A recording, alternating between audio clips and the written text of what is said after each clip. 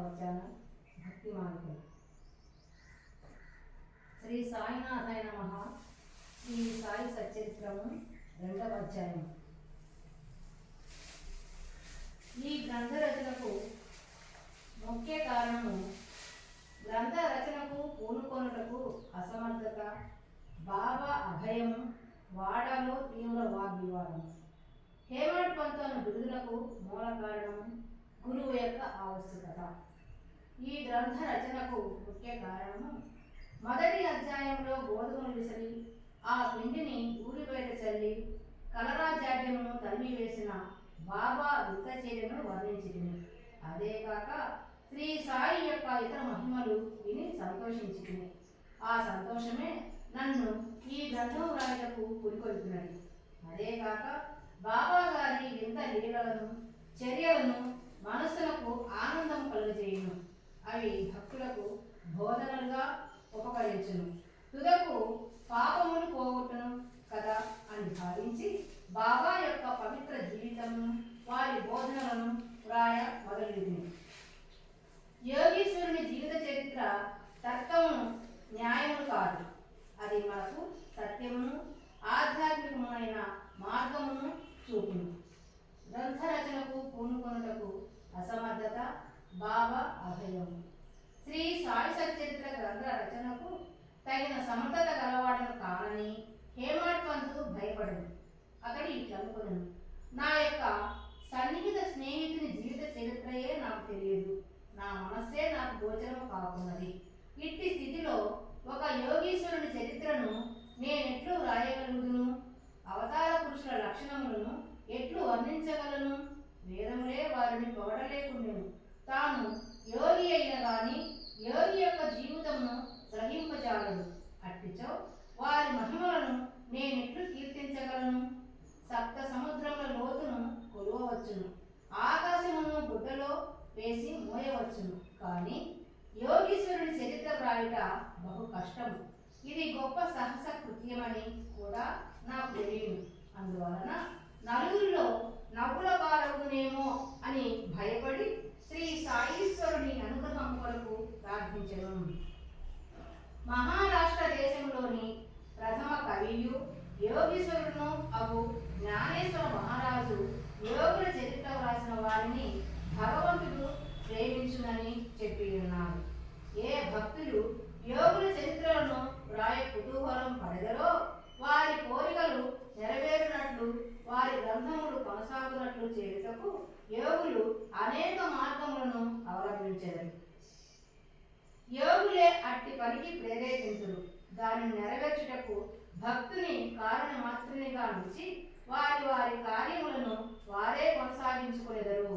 1700 సంవత్సరంలో మహీపతి పండితుడు యోగీశ్వరుల చరిత్రలను రాయుటకు కాంక్షించను. యోగులు అతనిని ప్రోత్సహించి ఆ కార్యమును కొనసాగించింది. అట్లే 1800 సంవత్సరంలో దాసగని యొక్క సేవను ఆమోదించింది. మహీపతి 4 గ్రంథములను వ్రాసెను. అవి భక్త విజయము, సంత విజయము, భక్త లీలామృతము, సంత లీలామృతము అన్నవి. దాసగను వ్రాసినవి భక్త లీలామృతము, సంత కథామృతము మాత్రమే. ఆధునిక యోగుల చరిత్రలు వీని ఎందు గలవు. భక్త లీలామృతంలోని 31, 32, 33 అధ్యాయములందును, సంత కథామృతములోని 57వ అధ్యాయమందును సాయిబాబా జీవిత చరిత్రయు వారి బోధనలు చక్కగా విశదీకరింపబడినవి. ఇవి సాయిలీలా మాసపత్రిక సంపుటము 17, సంచికలు 11, 12 నందు ప్రచురితములు. చదువరులు ఈ అధ్యాయములు కూడా పఠించవలను. శ్రీ సాయిబాబా అద్భుత లీలలు బాంద్రా నివాసియకు శ్రీమతి సావిత్రిబాయి రఘునాథ్ తెండూల్కర్చే చిన్న పుస్తకంలో చక్కగా వర్ణింపబడినవి. దాసగన మహారాజు గారు కూడా శ్రీ సాయి పాటలు మధురముగా వ్రాసి ఉన్నారు. గుజరాతీ భాషలో అమీదాస్ భవానీ మెహతా అను భక్తుడు శ్రీ సాయి కథలను ముద్రించినారు. సాయినాథ ప్రభ అను మాసపత్రిక షిరిడీలోని దక్షిణ భిక్ష సంస్థ వారు ప్రచురించి ఉన్నారు. ఇన్ని గ్రంథములుండగా ప్రస్తుత సచ్చరిత్ర వ్రాయుటకు కారణమేమి, దాని అవసరమేమి అని ఎవరైనా ప్రశ్నింపవచ్చును. దీనికి జవాబు మిక్కిలి తేలిక. సాయిబాబా జీవిత చరిత్ర సముద్రం వలె విశాలమైనది, లోతైనది. అందరూ దీని యందు మునిగి భక్తి జ్ఞానములను మనులను వెలికి తీసి కావలసిన వారికి పంచిపెట్టవచ్చు. శ్రీ సాయిబాబా నీతి బోధకమగు కథలు, లీలలు మిక్కిలి ఆశ్చర్యమును కలుగజేయును. అవి మనోవికలత చెందిన వారికి, విచారగ్రస్తులకు శాంతి సమకూర్చి ఆనందము కలుగజేయును. ఇహపరములకు కావలసిన జ్ఞానమును, బుద్ధిని ఇచ్చును. వేదముల వలె రంజకములను ఉపదేశకములు అవు బాబా ప్రబోధములు విని వానిని మనము చేసినచో భక్తులు వాంఛించినవి అనగా బ్రహ్మైక్యము యోగము, అష్టాంగ యోగ ప్రావీణ్యము, ధ్యానానందము పొందెదరు. అందుచే బాబా లీలలను పుస్తక రూపంలో రాయ నిశ్చయించింది. బాబాను సమాధికి ముందు చూడని భక్తులకు ఈ లీలలు మిగుల ఆనందము కలుగజేయును. అందుచేత బాబా గారి ఆత్మ సాక్షాత్కార ఫలితమగు పలుకులు, బోధలు సమకూర్చుటకు పూనుకుంటుని సాయిబాబాయే ఈ కార్యమును నన్ను ప్రోత్సహించను. నా అహంకారమును వారి పాదములపై ఉంచి శరణంటిని. కావున నా మార్గము సవ్యమైనదనియు బాబా ఇహపర సౌఖ్యములు తప్పక దయచేయుననియు నమ్మి ఉంటిని. నా అంతట నేను ఈ గ్రంథ రచనకు బాబా యొక్క అనుమతిని పొందలేకుంటుని. మాధవరావు దేశపాండే ఉరఫ్ శ్యామ అనువారు బాబాకు ముఖ్య భక్తుడు. వారిని నా తరపున బాబాను ప్రార్థించమంటిని. నా తరపున వారు బాబాతో ఇట్లనిది: ఈ అన్నా సాహెబు నీ జీవిత చరిత్రను వ్రాయ కాంక్షించుచున్నాడు. నేను భిక్షాటనచే జీవించు ఫకీరును. నా జీవిత చరిత్ర వ్రాయనవసరం లేదని అనవద్దు.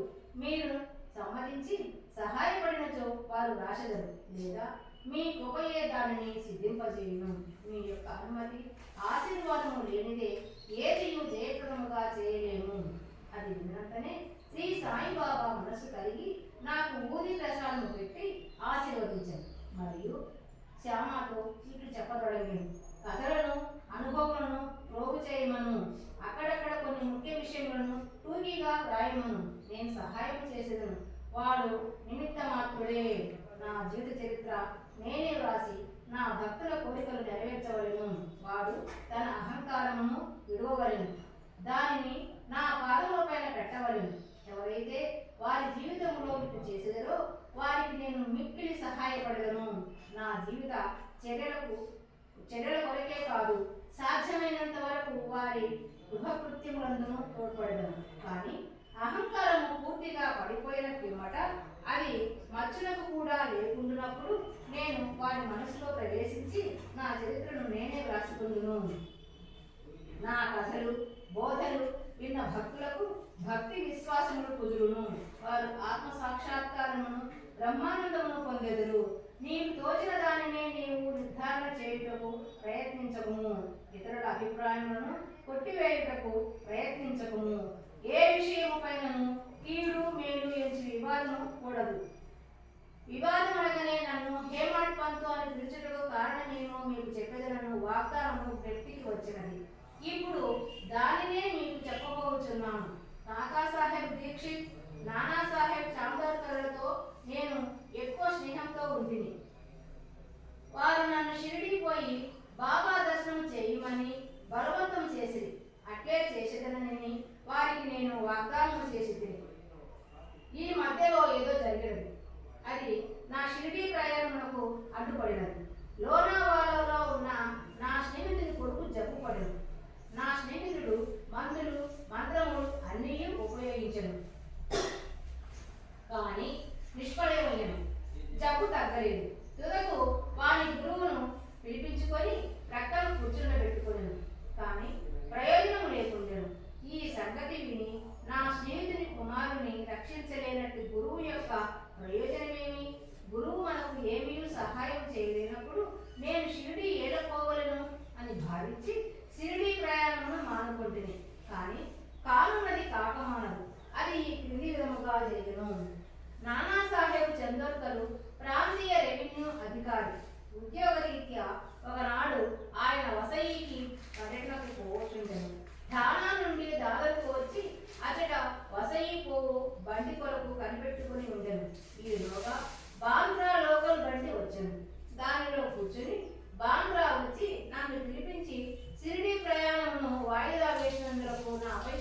నిశ్చయించెను. నానా చెప్పినది సంతోషదాయకమును సమ్మతముగాను ఉండెను.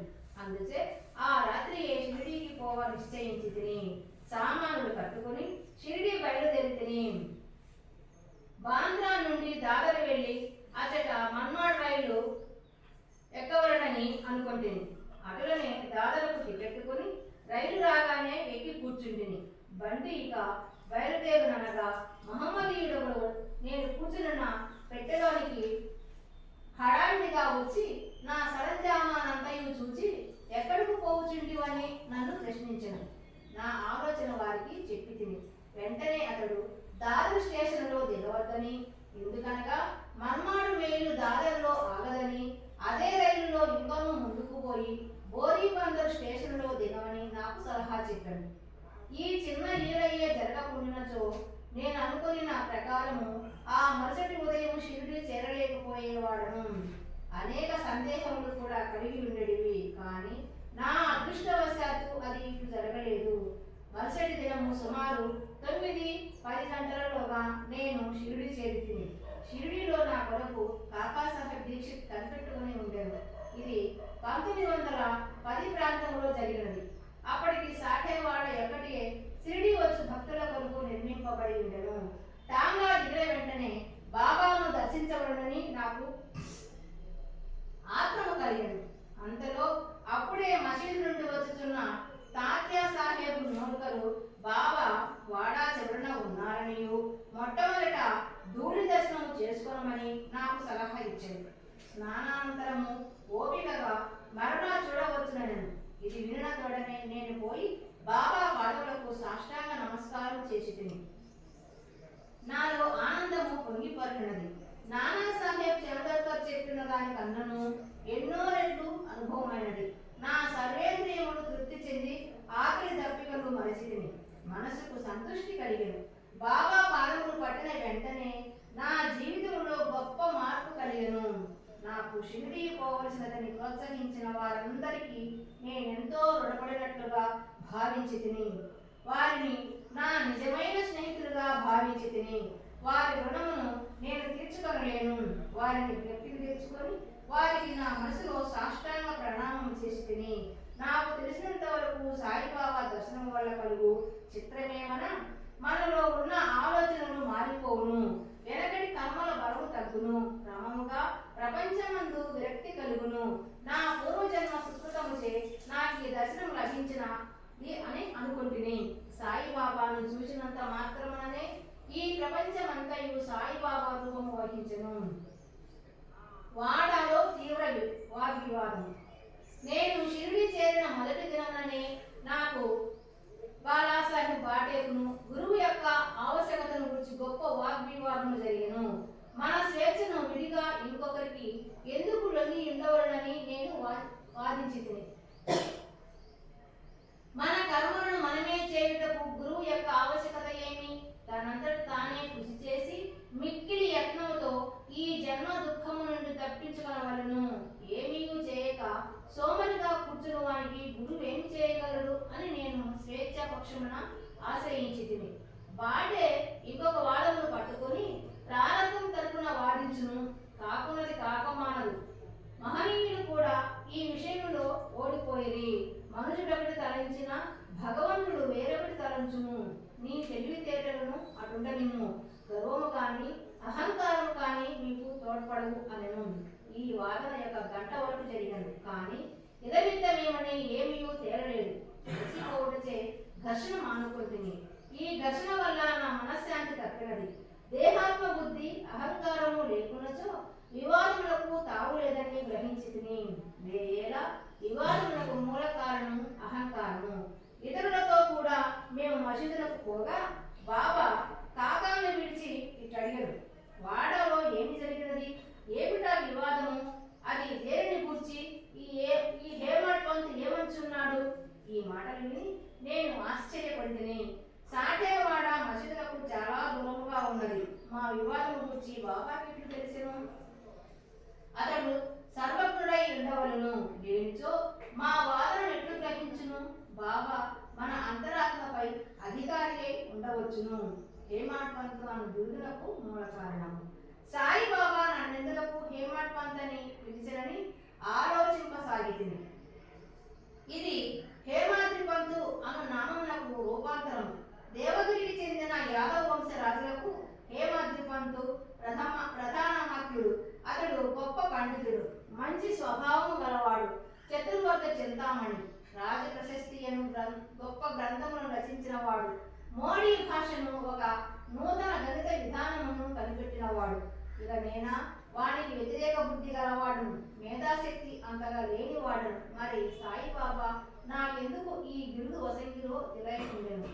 ఆలోచన చేయగా ఇది నా అహంకారము చంపుటకు ఒక అమ్ము అనియు నేనెప్పుడు అనుకో నమ్రతలు కలిగి ఉండవలనని బాబా కోరిక అయి ఉండవచ్చుననియు గ్రహించింది.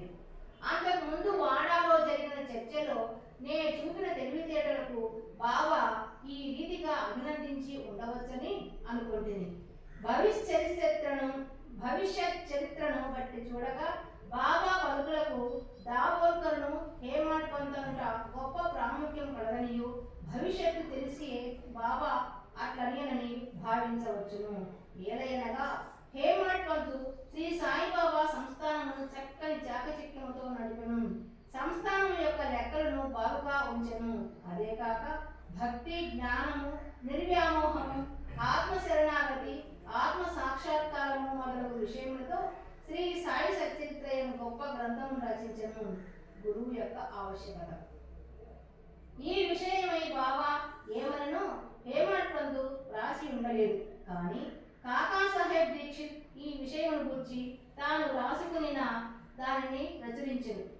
హేమాడ్ పంతు బాబాను కలిసిన రెండవ దినము కాకా సాహెబ్ దీక్షిత్ బాబా వద్దకు వచ్చి షిరిడి నుండి వెళ్ళవచ్చునా అని అడిగారు. బాబా అట్లే అని జవాబిచ్చాడు. ఎక్కడకు అని ఎవరో అడగగా చాలా పైకి అని బాబా చెప్పాను. మార్గమేది అని దీక్షిత్ అడిగాను. అక్కడకు పోవుటకు అనేక మార్గములు కలవు.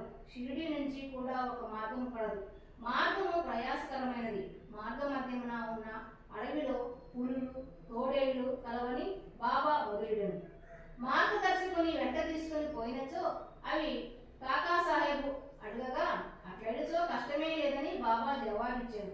మార్గదర్శకుడు తిన్నగా గమ్యస్థానం చేర్చును. మార్గ మధ్యమున ఉన్న తోడేళ్లు, పులులు, గోతుల నుండి తప్పించును. మార్గదర్శకుడే లేనిచో అడవి మృగములచే చంపబడవచ్చును, లేదా దారి తప్పి గుంటలలో పడిపోవచ్చును అని. మసీదులో అప్పుడు అచటనే ఉన్న దాబోల్కరు తన ప్రశ్నకు అదీయ తగిన సమాధానమని గుర్తించను. వేదాంత విషయములలో మానవుడు స్వేచ్ఛాపరుడా కాడా అను వివాదం వలన ప్రయోజనం లేదని గ్రహించను.